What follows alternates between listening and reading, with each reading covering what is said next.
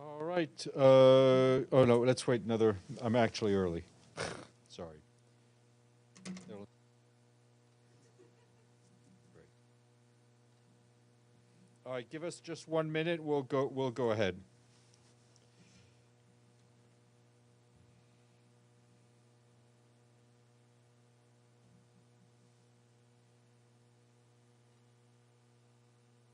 Good afternoon. Thank you very much for being here. We're going to go, as promised, we're going to go first to our guest, and we're very happy to have with us Leela Peters Yahya, the resident coordinator for Nepal, who, of course, will update you on the devastating floods that just took place. So, Leela, I will give you the floor, and then we'll take some questions. So please go ahead. Thank you. Good morning or good afternoon, Stefan, and thank you for providing me this opportunity. So first of all, I would like to start by expressing our sincere and deep condolences and sadness over the loss of life, which has been caused by the flood of yesterday. And obviously, as all the United Nations, but also the international committee here in Kathmandu, where I am, we have all we pray for the families of the people which are missing, and we really hope that a lot of those people will be able to be rescued. So quickly, what I can share as an update. So first of all the information that I will be providing you is from the government. And so therefore you may have different data, but I'm only using official data. First of all, I would like to stress that the government of Prime Minister Balin Shah is leading the search and rescue and is coordinating any type of response. More than 30,000 security personnel have been mobilized, and they're working day and night to try to rescue, to search and to rescue people. I mean, the magnitude of the disaster is just, I can't find the word to describe what happened yesterday. And I'm sure many of you have seen what we saw on television. So far, what has been reported as of 7 p.m. tonight, Kathmandu time, is we have 359 people, unfortunately, who have lost their life. 73 people have been hospitalized, and some of them have been released. The missing people, it's a total of 910, of which 517 are foreigners from different nationalities. In terms of as I mentioned, the government has mobilized all its apparatus to provide search and rescue, and so far 796 people have been rescued. And as I talk, more and more research is ongoing, and obviously now it's a night, but they will resume tomorrow morning. In terms of infrastructure, we have over 35 bridges which have been destroyed. The roads are destroyed, and so it's extremely, extremely difficult to have access. We have about 40 kilometers of road which are damaged. We have about electricity which has been disrupted, about 10% of the in the total area, and in total we have about 10,000 households which are in immediate need. I'm going to stop there because I want to give you the opportunity to provide to ask me a question. I will be going there tomorrow with some of my United Nations colleagues. What I've done so far is I have obviously, and I would like to mention that we have been provided with $2.5 million from the SURF, and I would like to thank very much USG Fletcher for his support, and we're getting a lot of support from OCHA. I have a team from OCHA who is arriving tomorrow morning to support us with coordination. All the UN agency, particularly UNICEF, WFP, UNFPA, and WHO are mobilized and have been conducting assessment and also going into the field. We are, WFP has been able to provide mobilized trucks, provide equipment, generator, but also food. So those are the initial activity undertaken. In addition to the SURF funding that we have received, The Swiss government has generously given us $1 million. More and more funding is becoming available. We heard today when I held an HTC that both Australia and the United Kingdom will be also providing some relief funding to support the government. The government has established a relief fund, and already the World Bank, India, China, and the US have committed to pledge $229 million to support. So I think I'll stop there, and I'm happy to take any questions that you may have. Thank you very much. We'll start, Noreen, please. Thank you very much, madam. My name is Noreen Hussein with IPS News. I have two questions I'd like to start with. You've mentioned that over 900 people are missing now. Can you just tell us among those, how many are children? And you've also mentioned that among those missing, over 517 are nationals from foreign countries. Can you tell us the countries that they that are from? Thank you. Thank you. Go ahead, please. Okay.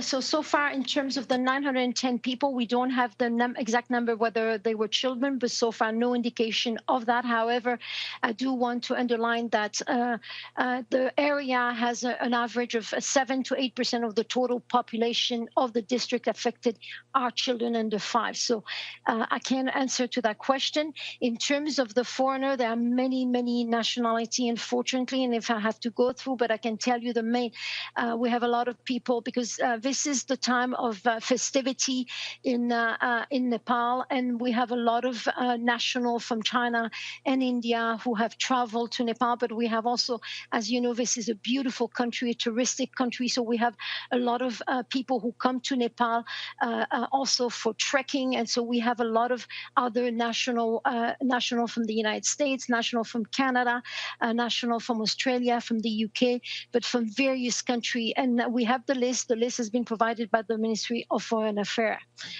So I think this list should be will be probably shared, but the list is really long in terms of the different nationality. This is all what I can tell you. Thank you. Thank you. Mariam, then Minlu. Thank you, and thanks for this briefing. I was wondering if there is another risk of flood from the blockade and the rivers or unstable glacial lakes, and also were you able to find out what the cause of the flood was? Some scientists are saying it's the climate change. Do you agree with that? Thank you. Thank you. Yes, we just the government has just issued a warning this afternoon of potential additional flood risk in the both Koshi River, and so what we have all to exercise is to be very cautious, and they have sent a warning to the population in living in that area and requesting all the population to stand away from riverbanks and to go up as much as possible and to find safe places. This is the same instruction also given to relief worker, but also to tourists who might still be in the region. So we don't know. As for the reason, as you know, the government is doing an assessment, and so therefore at this moment I'm not in position to answer what are the exact causes which caused this massive flood yesterday. And we're looking into we're looking into different data, and as soon as this information is available, I trust the government will publish it. Thank you very much. Minlu. Thank you. Yeah, this is Minlu with China Daily. And so just to mention that 359 people were dead. And among this number, is there any foreigners? And my second question is, we also heard that the weather forecast says the current region is going to be raining for the next few days. What is the biggest challenge you think is facing the rescue actions right now? Regarding your first question, no information details has been provided as yet of the nationality of the dead people. The government is, as I say, focusing on search and rescue, and they are also looking and seeking support. for us to help them to do acidification of the body, but also to ensure that the bodies are being stored properly, and that they will respect, they will be following according to the tradition, the burial. So we don't have yet such kind of information available, but we have teams mobilized and who are working and supporting the government on this. In terms of the weather, yes, it's the monsoon, and we still have rain. We were all expecting the monsoon to be over by this time, and so I think what we usually have, and we've been having since the past 3 months, is a lot of landslides. So this is likely to happen. If we have, if the rain continues. So this is part of the regular, monsoon season and the consequences. And then you probably will have more roadblocks if you have landslides. So those are the standard, if you want, impact we observe throughout the monsoon season in Nepal. Thank you. Taoshu, then Edie.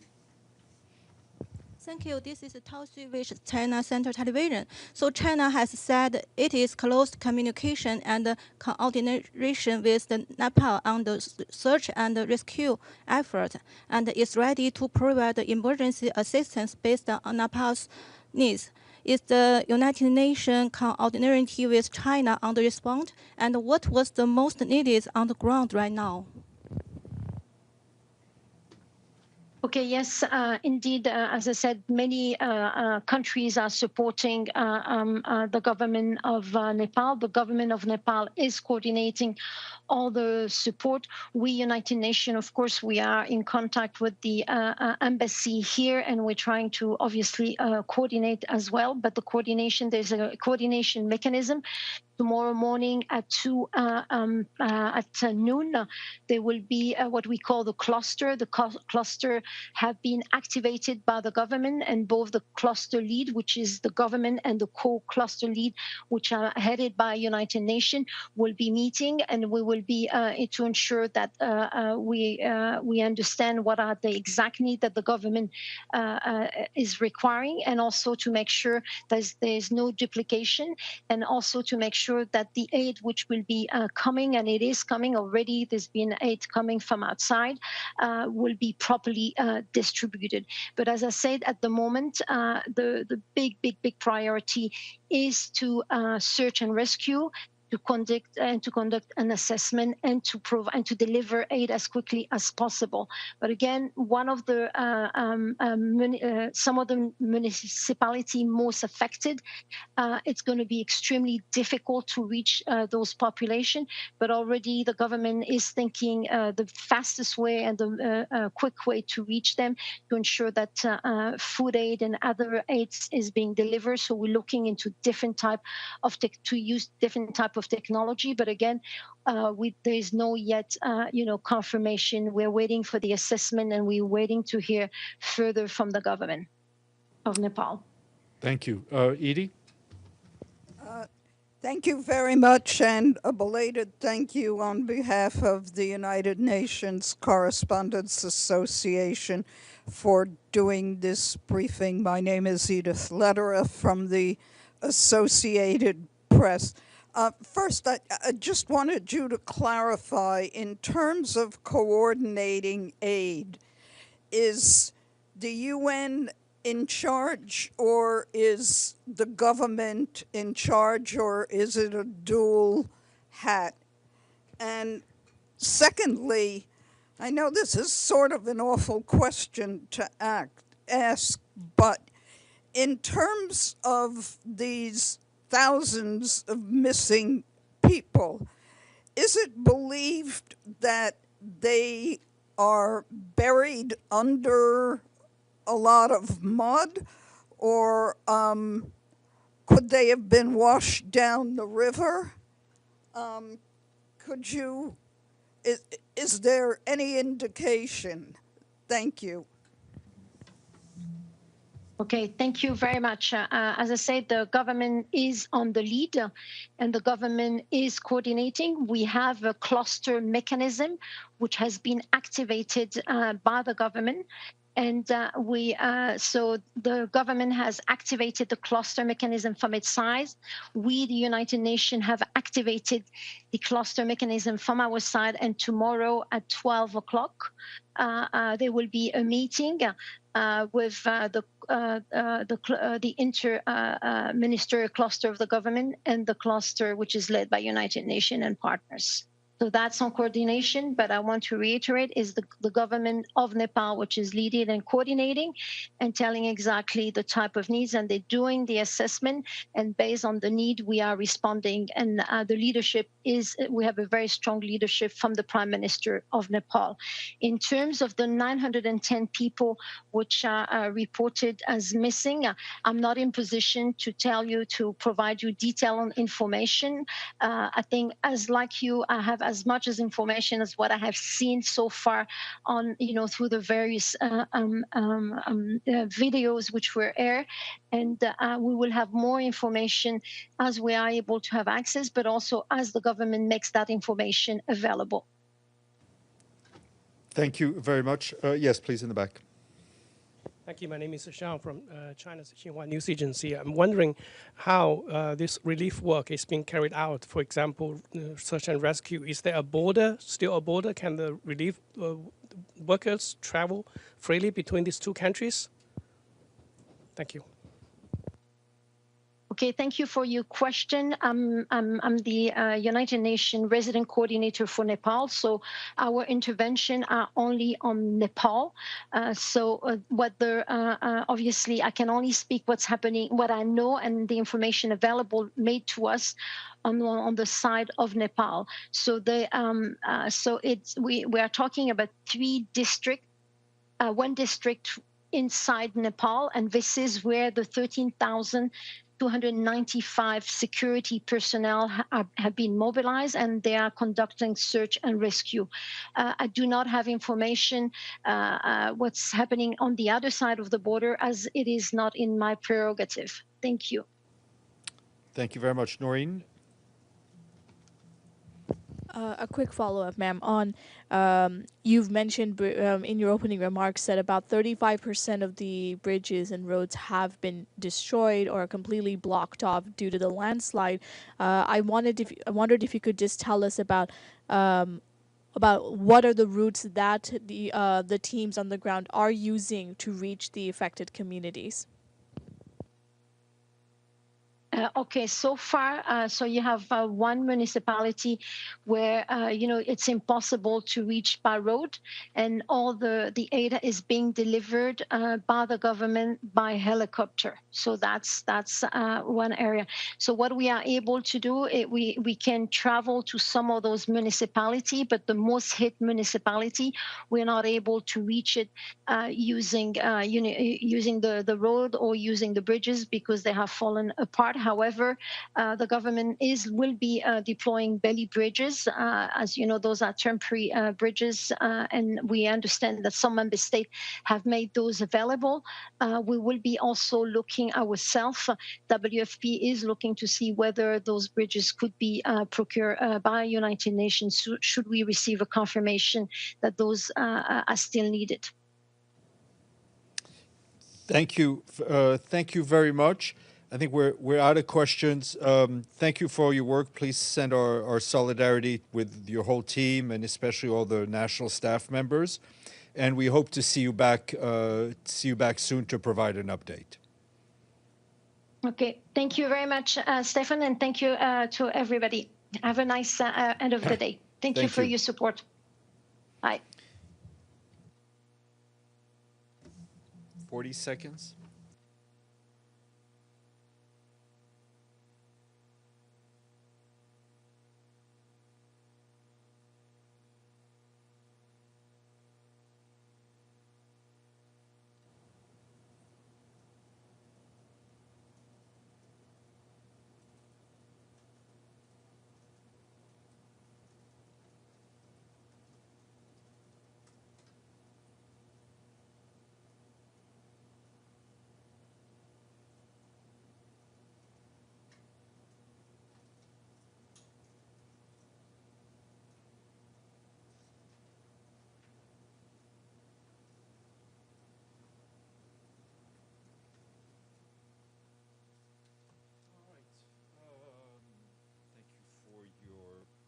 Nations. I'm just going to start with a statement following the death of Ratko Mladic.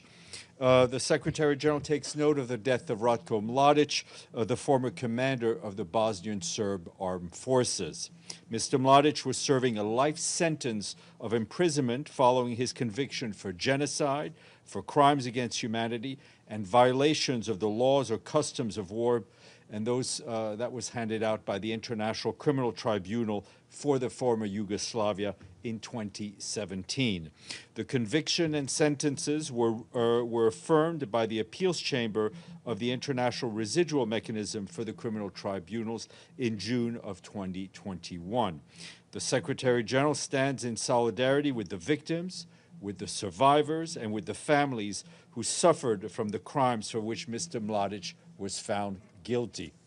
These judicial findings are final, and the facts they conclusively establish form part of the historical record. The Secretary General reiterates his call for all those in position of power to refrain from denying the seriousness of the crimes that have been adjudicated.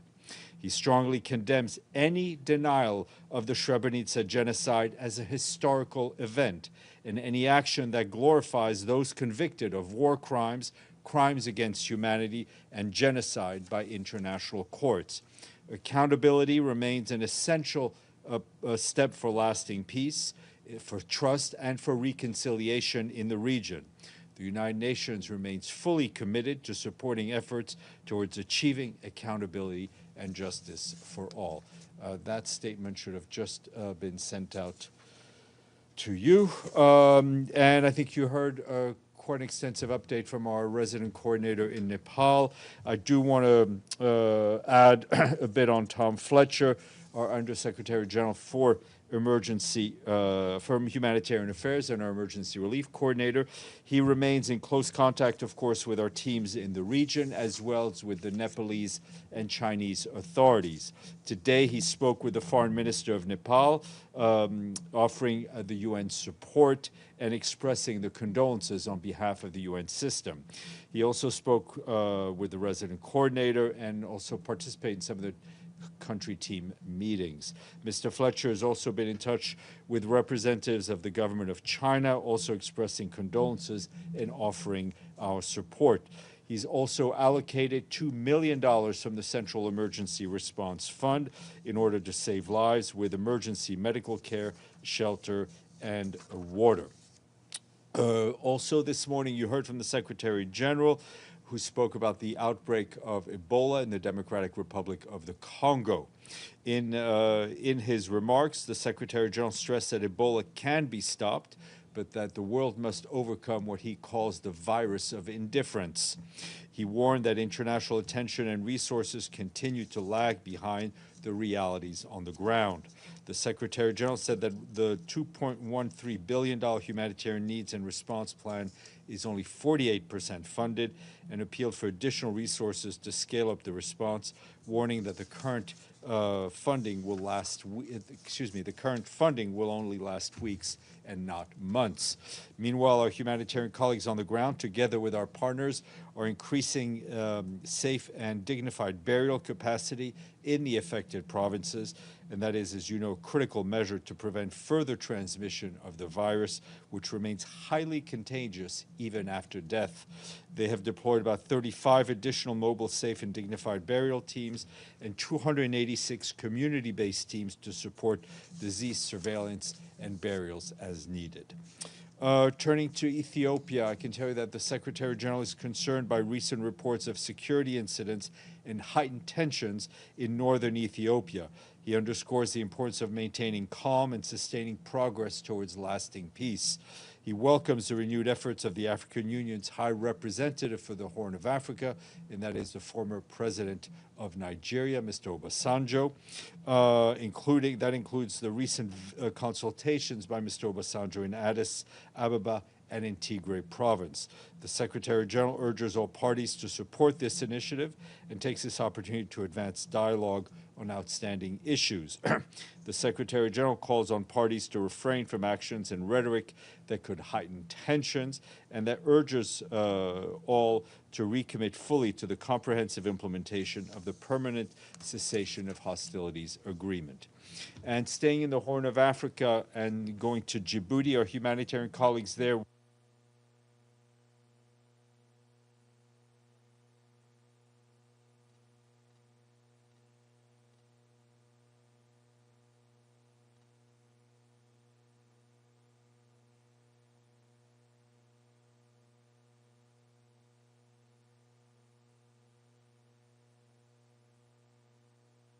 $2 million from the Central Emergency Response Fund to early action and response efforts. The funding will help humanitarians protect the lives and livelihoods of more than 53,000 of the most vulnerable people, including refugees, before the effects of the drought peak.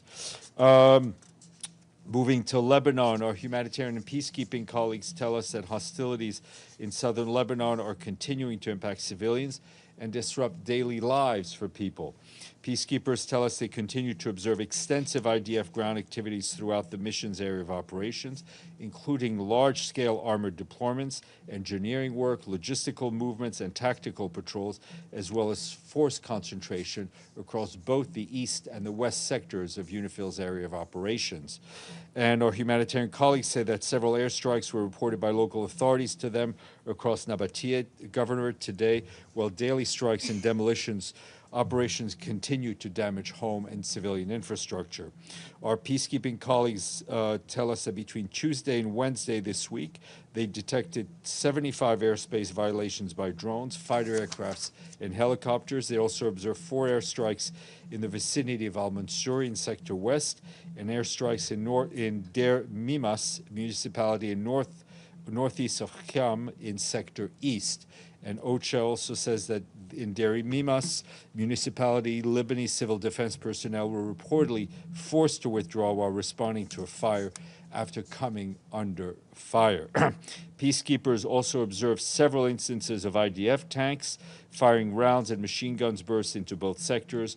On Tuesdays, peacekeepers discovered a partially buried rocket southeast of Eit Taib in Sector East that was assessed to be a Katusha-type rocket.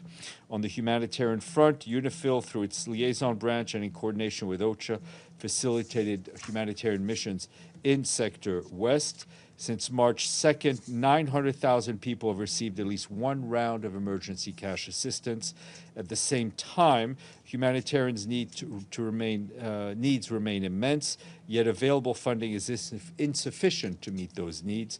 The 6-month flash appeal, which requires nearly $640 million to support people impacted by the escalation of the fighting, is due to end in just 4 days, and remains only half funded. We call for full respect for international humanitarian law, the protection of civilians, the protection of civilian infrastructure, the protection of humanitarian and aid workers, as well as our peacekeepers, while stressing that sustained humanitarian support is essential to meet the needs of communities affected by the ongoing hostilities. And turning to the occupied Palestinian territory, our colleagues at OCHA tell us that humanitarians continue to provide life-saving assistance to civilians in Gaza, despite the ongoing insecurity and the restrictions. Yesterday, we and our partners collected hundreds of pallets of supplies from Karim Shalom crossing, including fruit, vegetables, and other food, as well as adult diapers, school supplies, and fuel.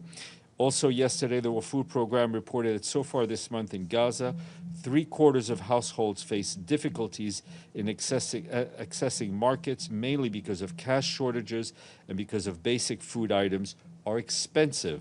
Most food items cost significantly more than they did prior to the escalation of hostilities in 2023. About 1 in 5 families reported they were eating 1 meal a day. Families are living hand to mouth, with 50% having been reported that they are completely ran out of food at least once during the past month. In response, our partners have provided food parcels, wheat flours to more than 600,000 people as part of their August distribution cycle. And just a quick note, which I should have read earlier, with the Africa items, this time from the Central African Republic. Our peacekeepers there tell us that they've handed over on Tuesday a rehabilitated health center and a rehabilitated primary school and a newly constructed primary school in Malum and Kuntenji municipalities, and that's part of the Peacekeeping Mission's Community Violence Reduction Program. These initiatives aim to strengthen social cohesion, support peace process, and deliver tangible peace and dividends to local communities. Up to 450 people are expected to benefit from these infrastructures.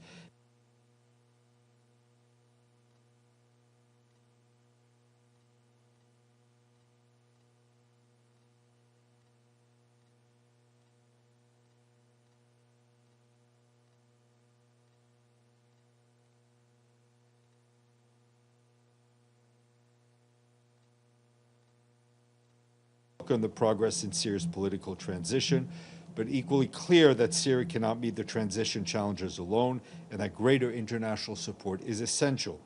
In southern Syria, Mr. Cordone said Israeli military activity has continued, including repeated ground incursions, house searches, destruction of private and agricultural property. He said the continued Israeli presence east of the ceasefire line violates Syria's sovereignty, its territorial integrity, and reiterated that the Golan Heights remain occupied Syrian territory. He also welcomed the importance achieved at the meeting between President al-Shara and Mazloum Abdi, marking the continued step forward on security and administrative integration in Syria. Also briefing the Council was the Acting Assistant Secretary General Deputy Emergency Relief Coordinator, Indrika Ratwate. She said, to say that Syria is at a pivotal moment and that Syrians are hopeful for a stable and prosperous future, but he warned that humanitarian needs still remain immense and that the gap between needs and available resources is growing, sadly, as it is in so many other places around the world. Meanwhile, our Deputy Secretary General Amina Mohammed is in India today, where she met with senior government officials, expressing her gratitude for the long-standing partnership between the UN and India, as well as India's leadership in advancing South-South cooperation and its continued call for reform multilateralism. She also engaged with students from the Indian Institute of Technology in New Delhi, and they spoke about how students can contribute to the sustainable use of artificial intelligence to advance human development and ensure its benefits reach everyone. She also met with the UN country team, and she is coming home tomorrow. Senior personnel announcement to share with you. Today, the Secretary General appointed Robert Turner of Canada as the new Deputy Executive Director for Delivery and Partnerships at UNOPS, which is the UN Office for Project Services. Mr. Turner brings over 30 years of international humanitarian emergency and development experience, and he currently serves as Chief of Mission for the IOM in Ukraine. He previously served as Operations Coordinator for IOM's Gaza response and Chief of Mission ad interim in Syria. More online. And today is World Lake Day. And you know what? We like lakes. Lakes are a crucial source for drinking, for agriculture, for industry. They're a habitat for countless species. They also help regulate the climate. They're increasingly under pressure from overuse, pollution, and climate change. So today is a reminder to protect them because lakes are fun. I mean, that was my ad. It was not the official statement. Edie. Thank you, Steph. On Nepal and China and this terrible flooding, first, is Tom Fletcher planning to go to the region? And secondly, I know that the UN response is mobilizing, but after listening to this briefing, is there any way we can get an idea of numbers and what this $2 million from SURF is going to be used for immediately? Sure, I can give you a bit more on what some of the other agencies are doing. That includes the World Food Program, which sent emergency food rations to impacted areas, and that's in Nepal. WFP is also providing logistical support to national authorities to ensure life-saving assistance. UNICEF is very much mobilized, focusing obviously on children and also on health. They're dispatching goods. They're also dispatching more people. As for Tom Fletcher, I don't have any travel plans for him at this point. Obviously, I think in the first days of such an operation, no one wants to add an added level of burden to the country team, but Tom, I'm sure, will go at the appropriate moment. Miriam. Thank you, Steph. Abbas Araghchi, the Foreign Minister of Islamic Republic, sent a letter to the Secretary General. Has the Secretary General received that letter? It's regarding the new sanctions from U.S. on Iran. What does he think? And overall, after 6 months, what's the Secretary General's evaluation of this conflict? Well, yes, the letter has been received. It has been distributed to Security Council and General Assembly as requested to by the authorities. You know, I think the assessment is that this conflict, even in somewhat of a frozen kinetic phase, continues to do a lot of harm to the region, continues to do a lot of harm to the global economy. I think that the Secretary General is concerned about any new measures, any additional rhetoric that we see that could lead to an escalation. And we're continuing to see disruptions in the flow of energy, disruption in the flow of food. The only way to reach a durable settlement is through dialogue, and the Secretary General is very much appreciative of the mediation efforts by Qatar, by Egypt, by Pakistan, of course, and others who are doing their best to try to lead to a political solution, which frankly there's no getting around that to settle the situation. Okay. I don't see any questions online or offline or in person or through robots or anything else. So we shall end this